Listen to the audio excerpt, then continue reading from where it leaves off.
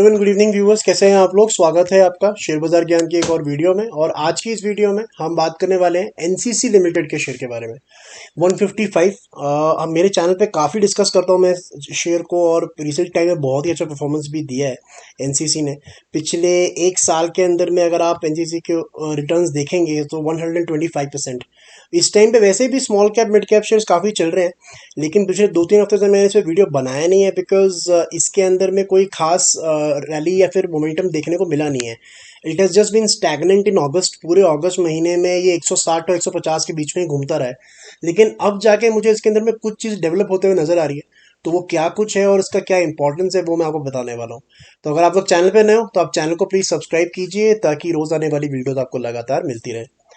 तो ये जो डेवलपमेंट है ये बेसिकली बहुत ही शॉर्ट टर्म ट्रेडर्स जो हैं, जिन्होंने बिल्कुल डेली पोजीशन बनाई हुई है, तो उनके लिए मैं ये वीडियो बना रहा हूँ।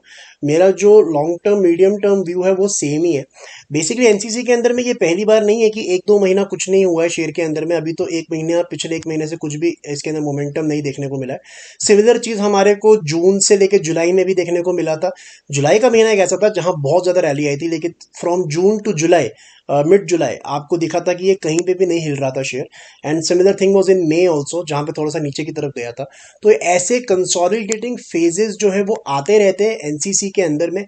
बट यहाँ पे क्या दिख रहा है टॉप के ऊपर में, अगर आपको मैं दिखाऊंगा अराउंड द लेवल्स ऑफ 160 क्या हो रहा है यहाँ पे।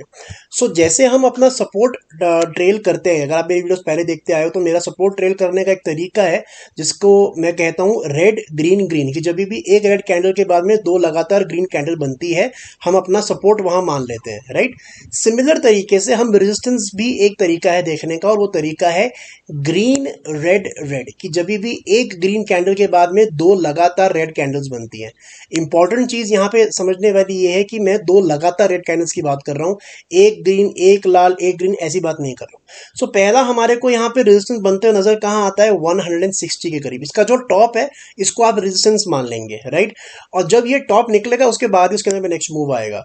तो अगस्त की स्टार्टिंग में यहाँ पे एक टॉप बनते हुए नजर आया 160 का, और 160 ये पार नहीं कर पाया, तब से 160 के ऊपर क्लोजिंग हमारे को अभी तक नहीं मिली है, ठीक है। उसके बाद में इंटरेस्टिंग चीज 3-4 दिन पहले हुई है, जब similar pattern green red red का हल्का सा उसके नीचे बना है, right. And this is the level of 158, और उसको भी अभी तक ये पार नहीं कर पाया। तो मुझे ऐसा लगता है कि डेली चार्ट्स पे थोड़ी बहुत थकावट इसके अंदर में नजर आ रही है। इंपॉर्टेंट चीज साथ में ये भी है कि नीचे की तरफ सपोर्ट भी बहुत करीब है, and that is around the levels of 150। तो 150 रुपये पे हो गया इसका सपोर्ट, और 160 पे हो गया इसका रेजिस्टेंस। और जो रेजिस्टेंस है वो ज्यादा स्ट्रॉन्ग है right now. I would say that it is bit more stronger than the support. तो यहाँ पे आज थोड़ा सा ये ऊपर गया है because of the strong market, but मुझे ऐसा लगता है कि अगर ये 150 तोड़ेगा ना तो थोड़ा सा इसके अंदर में एक प्रॉफिट बुकिंग फेज और अ फेज सिमिलर टू मे आपको देखने को मिल सकता है यहाँ पे, राइट। क्योंकि मे के अंदर में भी सिमिलर फॉर्मेशन आप देखते हो कि ये ग्रीन रेड रेड बनाता है, फिर एक लोअर लेवल पे ग्रीन रेड रेड बनाता है, and then it continues, right. तो उसने 3 लेवल्स ऑफ रेजिस्टेंस यहाँ पे बनाए थे, यहाँ पे 2 बन चुके हैं, यहाँ 2 बन चुके, तो हो सकता है तीसरा यहाँ पे बन जाए।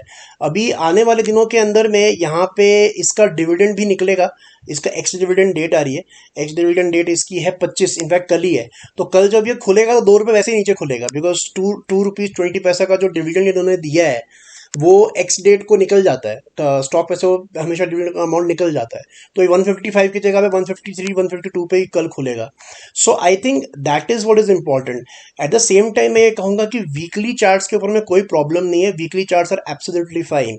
तो आपने अगर डेली चार्ट्स लेके खरीदा है तो 150 रुपये पे स्टॉप लॉस लगा दो, और अगर आपने वीकली लेके खरीदा है तो वीकली पे कुछ भी करने की जरूरत नहीं, अभी भी 130 के ऊपर में अपना स्टॉप लॉस लगा सकते हो।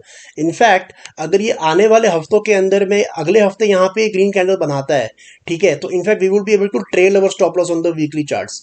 वीकली चार्ट्स पे हमारा जो स्टॉप लॉस 130 पे है वो हम 150 पे लेके आ सकते हैं अगर ये ग्रीन बनाता है अगले हफ्ते। तो वो तो बात की बात है। लॉन्ग टर्म के अंदर में कोई भी दिक्कत नहीं है। आज एक जियोजीत का रेटिंग भी आया है इसके ऊपर में, उन्होंने टारगेट दिया, रिपोर्ट निकाला उन्होंने, बेसिकली रिसर्च रिपोर्ट, उसके अंदर में 184 का टारगेट दिया है। तो मैं ये रिपोर्ट में क्या है ये तो पढ़ के नहीं बताने वाला हूँ, वो आप मनी कंट्रोल पर जाके पढ़ सकते हो। But that is the thing, I think NCC के अंदर में डेली चार्ट्स के ऊपर में फिलहाल फिलहाल डेली चार्ट में थोड़ा सा सैचुरेशन देखने को मिल रहा है और नीचे की तरफ में स्ट्रॉन्ग सपोर्ट है 150, और अगर 150 टूटता भी है तो नीचे की तरफ में 137 138 का एक और स्ट्रॉन्ग सपोर्ट है।